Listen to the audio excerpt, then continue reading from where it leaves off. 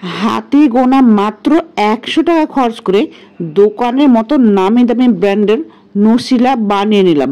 নশিলা বলেন কিংবা নিউট্রেলা বলেন, আপনারা এটাকে যে নামে ডাকুন না কেন, দেখে নিশ্চয়ই বুঝতে পারছেন এটা কি সুন্দর পারফেক্ট হয়েছে দেখতে। তো চলুন আমি খুব সহজভাবে কিভাবে এই নিউট্রেলা বানিয়েছি সেটা আপনাদের মাঝে শেয়ার করি। এর জন্য প্রথমে নিয়ে নিয়েছি বেশ কতগুলো চীনাবাদাম। দোকানে যেসব নশিলা পাওয়া যায় সেসবই ব্যবহার করা হয় হেজেলনাট, কিন্তু এটা বাংলাদেশে খুব একটা অ্যাভেলেবল না। অ্যাভেলেবল হলেও এটার প্রাইসটা অনেক হাই, এই জন্য আমি চীনাবাদাম দিয়ে আপনাদের আজকে নশিলা বানিয়ে দেখাবো। এবং চীনাবাদাম দিয়ে বানালে স্বাদের খুব একটা তারতম্য থাকে না। প্রথম আমি চীনাবাদামগুলোর খোসা ছাড়িয়ে নিয়েছি। এবার চুলায় কড়াই বসিয়ে কড়াইটা ভালোভাবে গরম করে নিয়েছি। আপনারা চাইলে সরাসরি খোলা চীনাবাদাম নিয়েও এটা করতে পারেন, কিন্তু খোলা চীনাবাদামে ম্যাক্সিমাম সময় দেখা যায় নষ্ট পড়ে। হালকা আঁচে চীনাবাদামগুলোকে ভালোভাবে ভেজে নিতে হবে।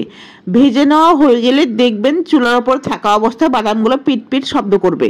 চারিপাশ ভেজে নেওয়ার জন্য আমি ন্যাকড়ার সাহায্যে উল্টে পাল্টে দিচ্ছিলাম। বাদামের এক পাশ পোড়া পোড়া এবং এক পাশ কাঁচা হয়ে থাকলে খুব একটা টেস্টি হবে না। তো আমি বাদামের চারপাশ ভেজে নেওয়া হয়ে গেছে। এবার নামিয়ে নেওয়ার পালা। আমি একটা স্টিলের প্লেটে নামিয়ে নিয়েছি। বাদামের উপরের লালচে কালার খোসাগুলোকে ছাড়িয়ে নিতে হবে। হালকা গরম অবস্থায় ছাড়িয়ে নিলে খুব সহজে সবগুলো খোসা ছাড়িয়ে নেওয়া সম্ভব হবে। বাদামের এই আস্তরটা বেশ কয়েক রকম ভাবে ছাড়িয়ে নেওয়া যায়। ন্যাকড়ার সাথে চাপ দিলে উঠে যায়, কিংবা স্টিলের গ্লাসের তলা দিয়ে ভালোভাবে ডলে নিলে উঠে যাবে। যারা একটু হালকা গরম সহ্য করতে পারেন তারা হাতের সাহায্যে ডলা দিলে কিন্তু খুব সহজে উঠে যাবে। এক এক করে সবগুলো খয়েরি আস্তর ছাড়িয়ে নেওয়া হয়ে গেছে। দুই একটা আস্তর থাকলে খুব একটা সমস্যা আসবে না। এরপর চলে যাই নিউট্রেলা বানানোর প্রধান কাজে। খোসা ছাড়িয়ে নেওয়ার পর সবগুলো বাদাম ব্লেন্ডারের জারে নিয়ে নিতে হবে। সবচেয়ে ধারালো ব্লেড যে জারে রয়েছে সে জার নিয়ে 15 থেকে 30 সেকেন্ডের মতো ব্লেন্ড করে নিতে হবে। মাঝে মাঝে স্প্যাচুলা কিংবা চামচের সাহায্যে উল্টে পাল্টে দিতে হবে। এরপরে যোগ করে দেব 2 চামচের মতো রান্নার তেল। হ্যাঁ, আপনারা ঠিকই শুনেছেন, রান্নার কাজে যে তেল ব্যবহার করি সেই সয়াবিন তেল। আপনারা বাটার দিতে পারেন কিংবা কোকোনাট অয়েল দিতে পারেন, কিন্তু বাটার দিয়ে করার পর ফ্রিজে রাখলে একেবারে জমে যায়। 20 সেকেন্ডের মতো ব্লেন্ড করার পর আবার ঢাকনা খুলে দিয়ে দিতে হবে 1/3 কাপ আইসিং সুগার। তারপর দিতে হবে 1/2 চামচের মতো লবণ। 30 সেকেন্ড ব্লেন্ড করার পর দিয়ে দিতে হবে 1 চামচের মতো ভ্যানিলা এসেন্স। এরপর যোগ করতে হবে 3 চামচের মতো কোকো পাউডার। কোকো পাউডারটা আপনারা সবসময় ভালো ব্র্যান্ডের নেওয়ার চেষ্টা করবেন। বলে রাখা ভালো, এখানে সরিষার তেল কিংবা ঘি ব্যবহার করা যাবে না।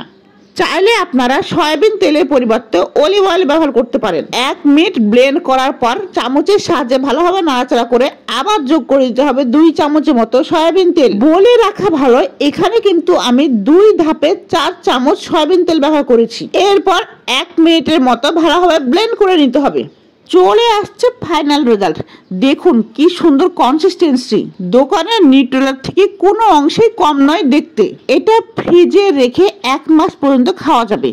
যেহেতু এখানে কোনো প্রিজারভেটিভ ব্যবহার করা হয় নাই, সেজন্য লং টাইম সংরক্ষণ না করাই ভালো। ঘরে বানানো নশিলা বাচ্চাদের জন্য হেলদি একটা ফুড হবে। যারা কখনো নশিলা বানান নাই তারা এই ভিডিও দেখে পরিমাপগুলো ঠিকঠাক মতো দিলে খুব সুন্দরভাবে নশিলা বানিয়ে নিতে পারবেন। আর আমার টুইনদের আবেগ উচ্ছ্বাস দেখে নিশ্চয়ই বুঝতে পারছেন খাবারটা কতটা হেলদি এবং টেস্টি হয়েছে। তো এই ছিল আমার নিউট্রেলা বানানোর সম্পূর্ণ ভিডিও।